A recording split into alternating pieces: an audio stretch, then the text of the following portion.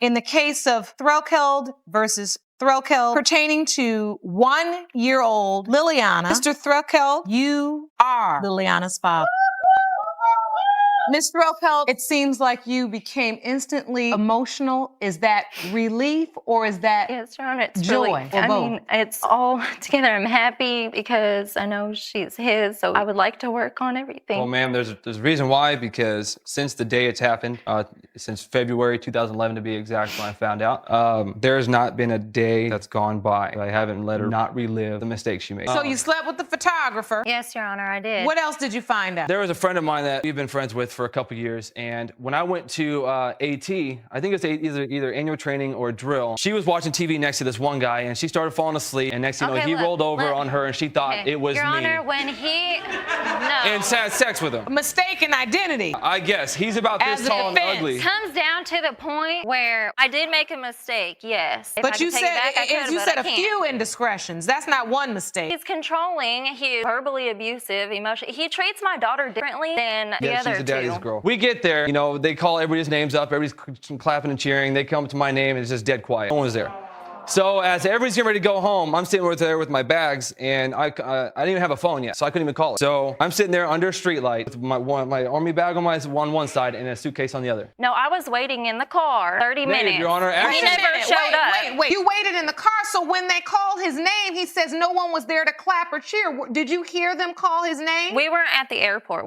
I was waiting across from his unit where he told me to wait. And I sat there for 30 minutes waiting. Actually, ma'am, 2 weeks before we came back from overseas, my unit actually sent papers to all the family members back home, giving the exact address and time and who would be there at the time. So it's not like somebody didn't know. She didn't know where it was at and when it was going to be there. Hell, it was on channel 5, channel 8, channel 7, channel 14, and 11. Did she eventually pick you up? Actually, you know, when she picked me up, yes, I did. she came dressed in her clear hooker shoes and this. Hooker shoes? I was overseas in Afghanistan, and I was at up in the Northeast, and a soldier of mine came up to me and tapped me on the boot, said, "Hey, I need to go outside. We need to talk right now." So earlier on in the day, me and him got into some words, so I thought we were gonna, settle it. Well, it turns out his wife and my wife were friends, and she had found out that she was actually stripping as we spoke. And at the time, I found out about it. I thought, it was all just a hoax. So I went, calmly to the internet lounge, got on Facebook and asked her, "Hey, is it true you're doing what I told you I didn't want you doing at all?" And she didn't really say anything, honestly. And right after I left there, our base actually got attacked, and they actually turned off the internet for 3 weeks. So I was in the dark for 3 weeks. And then another 2 weeks after those 3 weeks went by, I got transferred to Bagram. And while I was at Bagram, I finally was able to get back online. In the case of Russell